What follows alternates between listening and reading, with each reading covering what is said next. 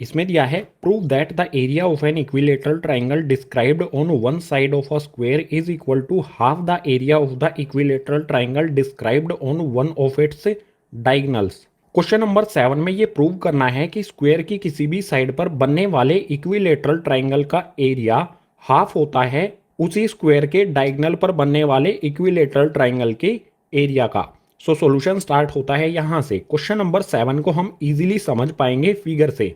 सबसे पहले एक स्क्वायर बना लेंगे। ये हमारा एक स्क्वायर हो गया, नाम दे देते हैं इसे ए बी सी और डी। अब यहाँ पर एक साइड पर बनता है एक इक्विलेटरल ट्राइंगल डिस्क्राइब होता है स्क्वायर की किसी भी साइड पर। सो ए बी सी डी इस स्क्वायर की किसी भी एक साइड पर मैं इक्विलेटरल ट्राइंगल बना देता हूँ। बी सी पर बना लेते हैं। तो ये हमारा एक इक्विलेटरल ट्राइंगल मैंने बना दिया है। इस पॉइंट को भी नाम दे देंगे, कुछ भी दे सकते हैं, चलो एम नाम दे देता हूं इसे। इसके बाद दूसरा इक्विलेटरल ट्राइंगल कहां पर बनता है? स्क्वायर के डायगोनल पर। सो एक डायगोनल हम यहां पर ड्रॉ कर देंगे, या तो हम बी डी ड्रॉ कर सकते हैं या फिर ए सी ड्रॉ कर सकते हैं, कोई सा भी एक ड्रॉ कर लेंगे। यहां पर मैं ए सी ड्रॉ कर देता हूं। इस पर एक ट्राइंगल बनेगा इक्विलेटरल वाला। सो ये हमारा एक और ट्राइंगल बन गया इक्विलेटरल वाला ए सी। इस पॉइंट को नाम दे देता हूं एन। यहां पर गिवन और टू प्रूव लिख लेता हूं। गिवन इसमें क्या लिखेंगे? दो इक्विलेटरल ट्राइंगल हैं बी सी एम और ए सी एन, लिख देते हैं गिवन में इन्हें।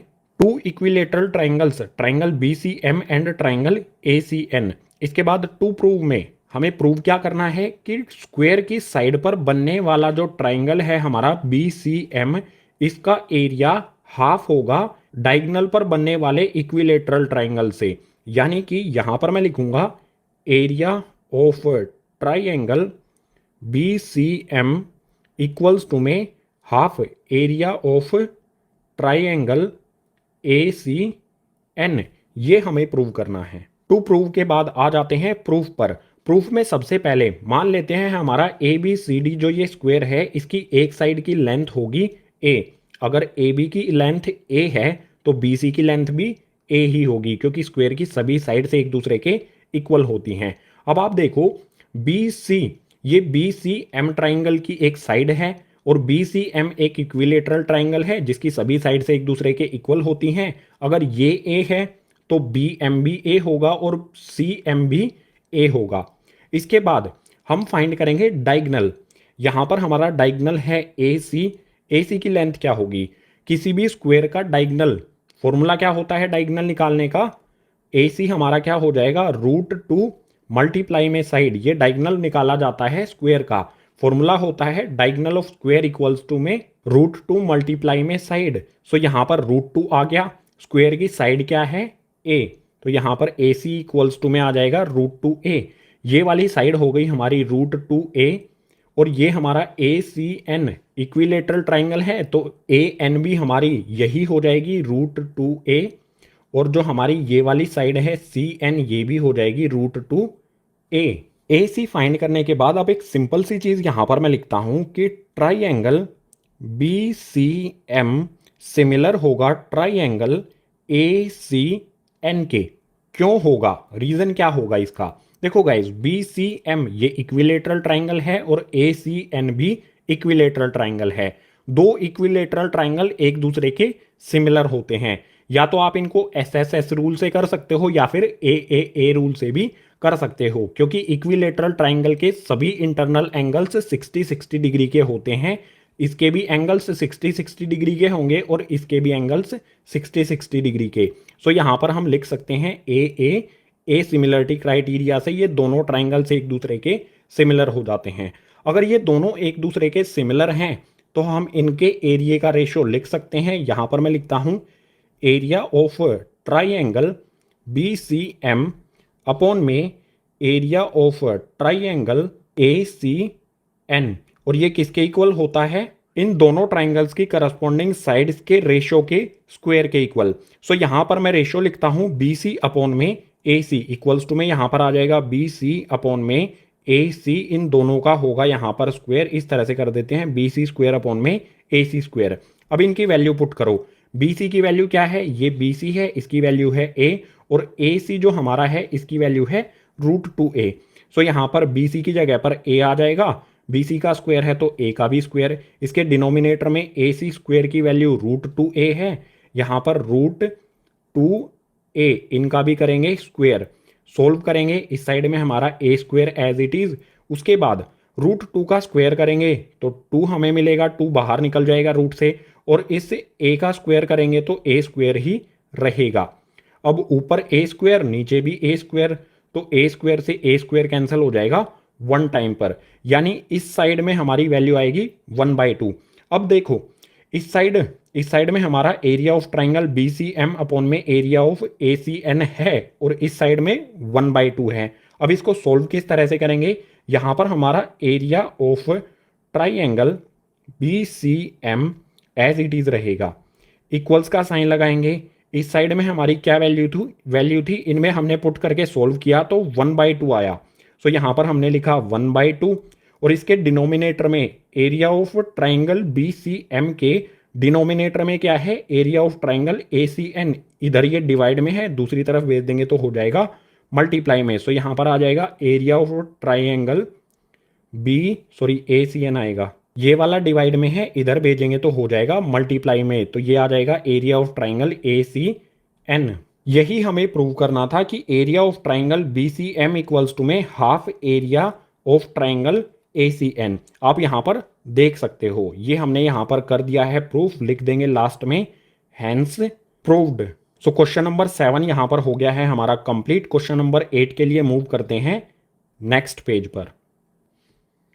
क्वेश्चन नंबर 8 इसमें दिया है tick the correct answer and justify. Question number 8 में हमें यहाँ पर एक प्रॉब्लम दी गई है, इसके लिए हमें यहाँ पर ऑप्शंस दिए गए हैं, इनमें से सही ऑप्शन को हमें टिक करना है, और हमने टिक क्यों किया है ये भी हमें जस्टिफाई करना है, यानी कि इस प्रॉब्लम को हमें सोल्व भी करना है। सो इसमें दिया है A B C and B D E are two equilateral triangles such that D is the mid point of B C, ratios of the areas of triangle A B C and B D E is. दो equilateral triangle हैं A B सी और B D ई, कुछ इस तरह से हैं कि B C का मिड पॉइंट डी है। हमें पता लगाना है ए बी सी और बी डी ई इन दोनों ट्राइंगल्स के एरिया का रेशियो। सो फिगर बना लेते हैं, आसान हो जाएगा। ये एक हमने ट्राइंगल बना लिया है, मान लेते हैं ये हमारा ट्राइंगल है ए बी सी। सो ये हमारा पॉइंट ए बी सी, इसके बाद बी सी का मिड पॉइंट क्या है डी, ये हमारी बी सी लाइन, ये मिड पॉइंट कर दिया हमने यहाँ पर डी। अब डी से हमें मतलब एक ट्राइंगल और बनेगा बी डी ई। सो ये बी डी इस तरह से एक लाइन बना देंगे यहाँ पर, ये हो जाएगा हमारा ई पॉइंट। दो ट्राइंगल हो गए हमारे ए बी सी और बी डी ई, दोनों क्या हैं इक्विलेटरल ट्राइंगल। इक्विलेटरल ट्राइंगल एक दूसरे के सिमिलर होते हैं। सो सबसे पहले सॉल्यूशन में मैं यही लिख सकता हूं कि triangle A B C similar होगा ट्राइंगल बी डी ई के। इसके बाद मान लेते हैं ए बी सी ट्राइंगल में जो बी सी साइड है इसकी लेंथ होगी x। अगर बी सी की लेंथ होगी x तो ए सी की भी x होगी और ए बी की भी x होगी, क्योंकि ये इक्विलेटरल ट्राइंगल है, इसकी सभी साइड से एक दूसरे के इक्वल होंगी। लेकिन हम बी सी को रख लेते हैं। सो यहाँ पर मैं लिखता हूँ बी सी इक्वल्स टू में हमने कितना माना है x मान लिया।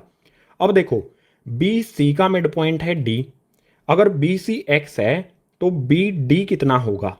देखो बिल्कुल सिंपल है, बी सी x हुआ तो बी डी क्या होगा बी सी का हाफ, ये x है तो बी डी क्या हो जाएगा x/2 यानी कि x का आधा। इसके बाद नेक्स्ट पॉइंट में इन दोनों सिमिलर ट्राइंगल्स के एरिया का रेशियो लिखता हूं। यहां पर मैं लिखता हूं area of triangle A B C upon में area of triangle B D ई।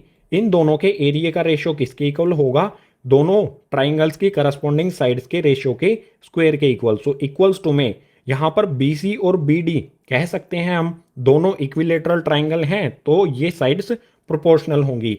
सो यहाँ पर मैं लिख सकता हूँ बी सी अपॉन में बी डी इनके स्क्वायर के इक्वल होता है। सो इनका यहाँ पर हमने स्क्वायर भी कर दिया। इसके बाद नेक्स्ट पॉइंट में वैल्यू पुट करेंगे। बी सी की वैल्यू क्या है x, सो बी सी की जगह पर x आ गया, अपॉन में बी डी की वैल्यू है x/2। सो इस बी डी की जगह पर मैं रख देता हूँ x अपॉन में 2, इसका स्क्वायर हमारा एज इट इज़ रहेगा। इसके बाद इसे आगे यहाँ पर सोल्व कर लेते हैं। देखो यहाँ पर हमारी एक वैल्यू है x, इसके नीचे फ्रैक्शन दिया गया है। इसको किस तरह से सोल्व करते हैं, ऊपर वाली वैल्यू हमारी x एज इट इज़ आ जाएगी, इसके बाद मल्टीप्लाई का साइन लगाएंगे। जो डिनोमिनेटर में हमें फ्रैक्शन दिया है इसका रेसिप्रोकल करके इसमें मल्टीप्लाई कर दिया जाता है। यहाँ पर x/2 है तो यहाँ पर आ जाएगा 2/x, इसमें मल्टीप्लाई हो जाता है और स्क्वायर हमारा एज इट इज़ रहेगा। अब आप यहाँ पर देखो ऊपर भी x है नीचे भी x है, सो x से मैं x को कैंसिल कर सकता हूँ वन टाइम पर, यानी कि मतलब फ्रैक्शन मुझे क्या मिलेगा, ऊपर बचेगा 2 नीचे बचेगा 1, और इसका स्क्वायर भी है, देखो इसका स्क्वायर भी है, ये एज इट इज़ आ गया। अब स्क्वायर कर देंगे तो 2 का स्क्वायर कितना होगा, 2 का स्क्वायर करने पर हमें मिलेगा 4, डिनोमिनेटर में 1 है, इसका स्क्वायर करेंगे तो 1 ही रहेगा। यानी कि जो हमारे ये ट्राइंगल्स हैं इनके एरिया का ratio, area of triangle A B C upon में area of triangle B D E, ये हमें कितना मिला 4/1 है। इसे रेशो की फॉर्म में हम लिखेंगे तो आ जाएगा 4:1। कौन सा ऑप्शन सही हुआ हमारा, option number C. So last में यहां पर लिख दूंगा, नहीं लिखना नहीं है, टिक करना है हमें करेक्ट ऑप्शन को। सो जो हमारा ये सी वाला ऑप्शन है इस पे हम इस तरह से टिक कर देंगे। सो क्वेश्चन नंबर 8 का हमारा ये आंसर हो गया और ये हमारी जस्टिफिकेशन हो गई। क्वेश्चन नंबर 8 हुआ कंप्लीट। अब क्वेश्चन नंबर 9 के लिए चलते हैं नेक्स्ट पेज पर। एक्सरसाइज 6.4 का लास्ट यानी कि क्वेश्चन नंबर 9, इसमें हमें ये प्रॉब्लम दी गई है और उसके लिए ये ऑप्शंस दिए गए हैं। इनमें से एक सही आंसर है जिसको हमें टिक करना है और जस्टिफिकेशन भी आ जाएगा 4/9। और आपको पता है ना, दो सिमिलर ट्राइंगल्स के एरिया स्क्वायर के इक्वल, सो यहाँ पर इनका हम कर देंगे स्क्वायर। तो 4 का स्क्वायर क्या हो जाएगा, 4 का स्क्वायर करेंगे तो आ जाएगा 16, और डिनोमिनेटर में 9 का स्क्वायर करेंगे तो ये आ जाएगा 81। अगर हम इसे रेशो में लिखेंगे तो आ जाएगा हमारा 16:81, यानी कि ऑप्शन नंबर डी हो गया हमारा क्वेश्चन नंबर 9।